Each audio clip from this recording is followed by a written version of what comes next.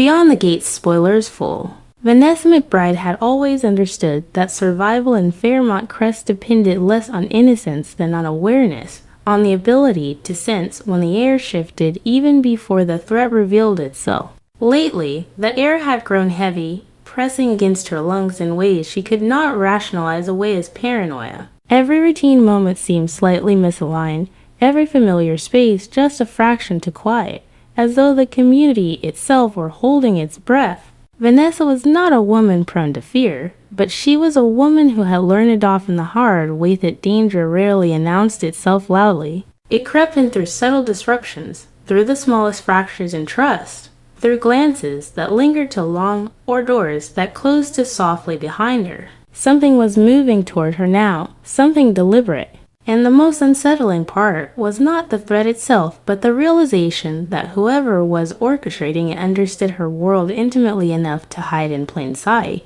The question of who stood behind the tightening circle around Vanessa was impossible to ignore, and all paths seemed to lead back to Leslie Thomas, a woman whose public charm masked an appetite for control that had only grown sharper with time. Leslie had always operated in shadows adjacent to respectability, cultivating influence through favors, secrets, and leverage rather than open confrontation. Her alleged involvement in escort brokerage was an open secret whispered about but never confirmed. A business that thrived precisely because it blurred moral boundaries while binding powerful men to her through obligation and fear. Vanessa knew enough to recognize that crossing Leslie rarely ended cleanly, yet she also understood that Leslie was too intelligent to act without insulation. If Vanessa was in danger, it was unlikely to be the result of a single reckless move.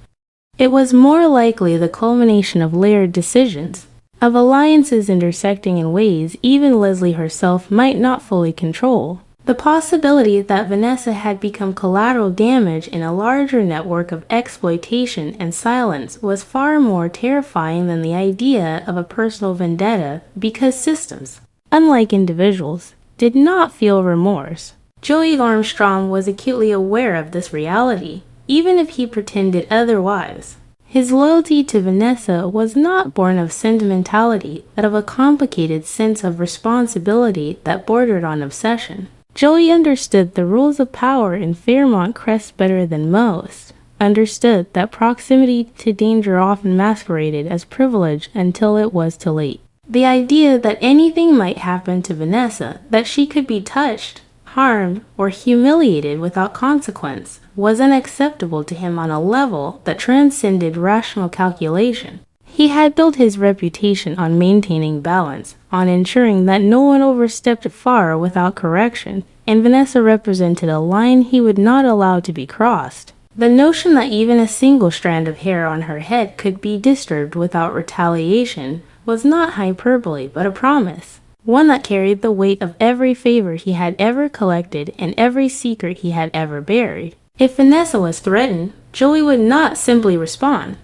He would dismantle whoever believed they could act without paying a price. At the same time, Joey was not operating blindly. Information was his most valuable currency, and he had recently acquired intelligence that reframed several ongoing tensions within Fairmont Crest. The details were fragmented, incomplete, but their implications were profound enough to warrant careful consideration. Sharing this information with Elon Hawthorne was not an impulsive act but a strategic calculation, a test of how far trust between them could extend without collapsing under its own weight. Elon was a man who thrived on leverage, on turning knowledge into advantage with surgical precision, and Joey knew that once information was released, it could not be reclaimed. What Elon chose to do with it would reveal not only his priorities, but his long-term ambitions.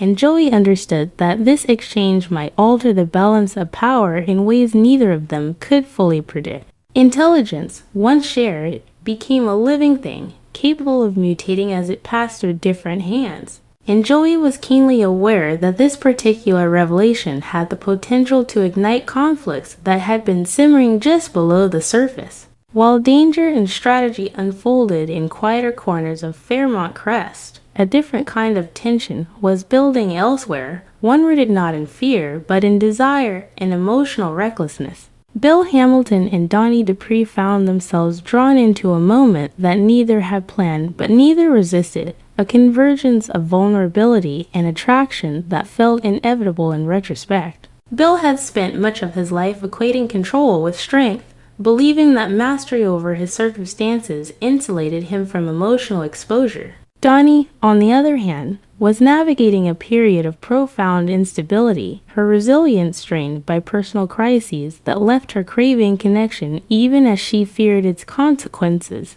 When their paths collided in that charged moment, it was not simply about physical chemistry, it was about escape, about the temporary illusion that the weight of expectation and responsibility could be set aside if only for a heartbeat. The intensity between them was undeniable, fueled by everything they refused to articulate aloud, and the aftermath lingered long after the moment itself had passed, reshaping how each viewed the boundaries they had once considered immovable. Yet even as passion flared, consequences gathered momentum. In Fairmont Crest, nothing existed in isolation, and private indiscretions had a way of echoing outward until they became public reckonings. Bill was not naive enough to believe that his connection with Donnie could remain compartmentalized indefinitely, especially given the intersecting loyalties and resentments that defined their shared environment. Donnie, too, sensed that what had occurred was less a detour than a catalyst,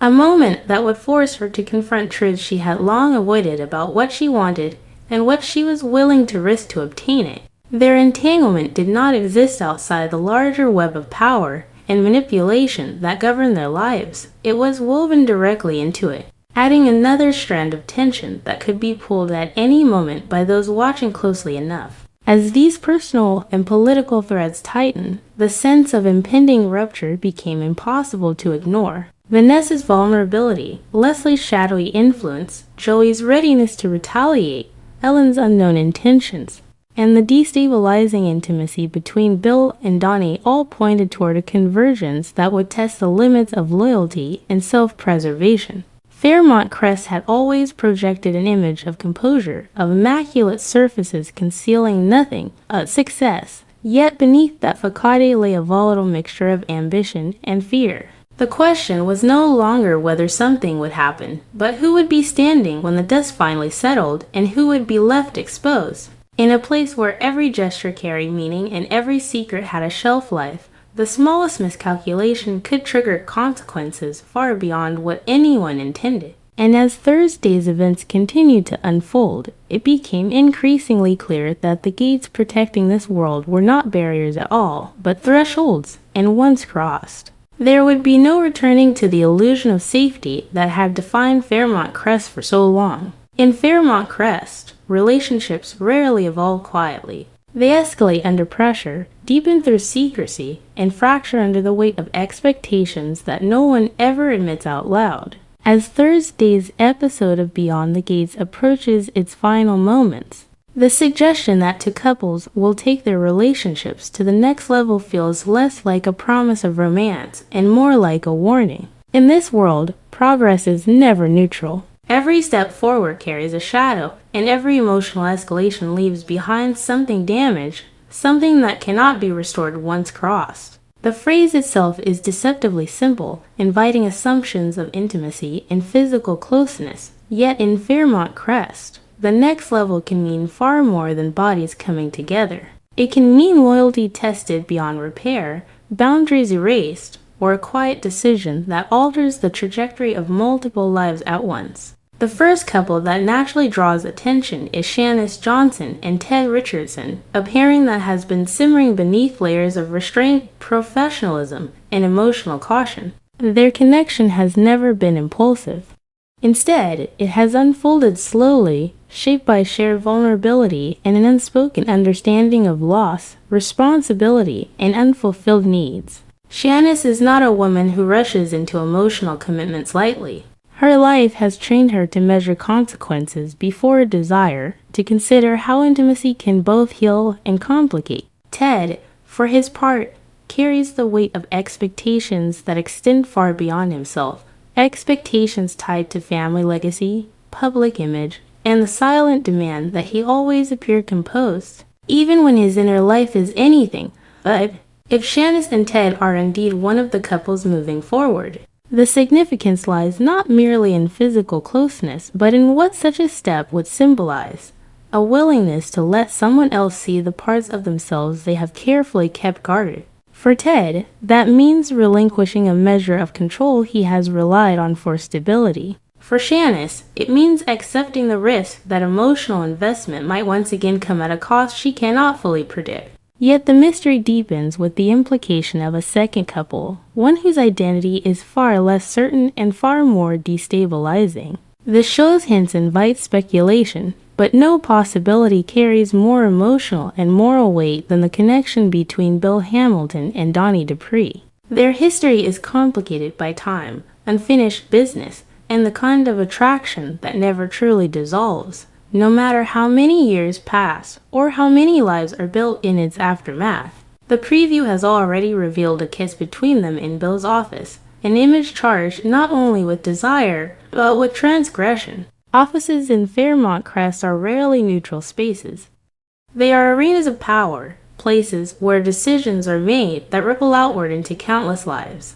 For Donnie to cross that threshold with Bill is not simply an act of weakness or nostalgia, but a collision between past and present that threatens to unravel the careful structure she has built around herself. The question of whether Bill and Donnie go further than a kiss is almost secondary to what that kiss already represents. Donnie is married to Andre Richardson, a man who has consistently proven himself to be not only a devoted husband, but a genuine partner, someone who offers stability, respect, and emotional presence. Andre represents a version of life Donnie consciously chose, a life grounded in trust rather than chaos. To turn toward Bill, even momentarily, is to turn away from that choice, and the internal conflict this creates cannot be overstated. Donnie is not acting out of malice or indifference. She is acting out of confusion, exhaustion, and a deep, unspoken fear that parts of her identity have been quietly suffocating beneath the role she has worked so hard to maintain. Bill, on the other hand, embodies a past where intensity replaced security, where passion often came at the expense of peace. Their connection is familiar in the most dangerous way, tapping into unresolved emotions that neither ever fully confronted. If Bill and Donnie are indeed the second couple to take their relationship to the next level, the consequences would extend far beyond the immediate act. Such a choice would not exist in isolation. It would fracture trust, destabilize alliances, and introduce a level of guilt that neither could easily escape. Donnie would be forced to reconcile the image she presents to the world with the truth of her actions. A reconciliation that would inevitably strain her marriage in ways that apologies alone could never repair. Andre, regardless of how forgiving or understanding he might be, would no longer be operating on equal emotional ground. The balance of their relationship would shift, introducing doubt where there was once certainty. Bill, too, would face consequences, though of a different kind. His pattern of entangling desire with control would once again place him in a position where personal gratification risks professional and social fallout, especially in a community where nothing remains hidden for long. What makes this potential escalation particularly unsettling is the sense that Donnie herself may not fully understand what she is seeking. Her actions suggest a woman pulled between who she has been and who she believes she is supposed to be, between longing and responsibility. Kissing Bill is not a calculated betrayal, it is an emotional reflex, a moment where unresolved feelings surge past the defenses she has relied on for years. Yet reflexes still carry consequences, and Fairmont Crest is not a place that grants grace easily. Every misstep is observed, remembered, and eventually used as leverage.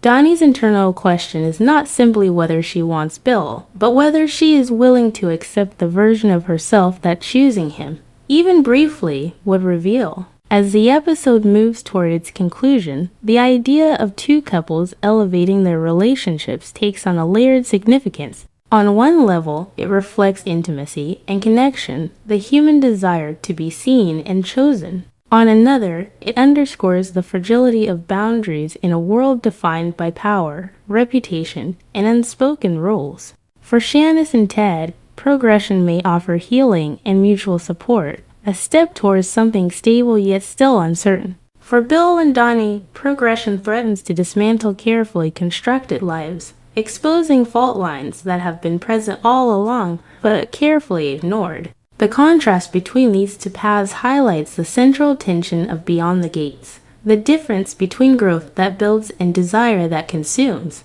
By the time the episode reaches its final moments, the audience is left not with answers, but with a sense of impending fallout. Advancing a relationship in Fairmont Crest is never a simple matter of affection. It is a declaration that inevitably draws consequences into sharper focus. Whether through trust deepened or trust betrayed, something fundamental shifts when boundaries are crossed. And as the gates close on Thursday's episode, it becomes clear that, whatever the next level means for these couples, it will not leave the rest of their world unchanged. In Fairmont Crest, intimacy is power, and power, once misused or misunderstood, always demands a reckoning.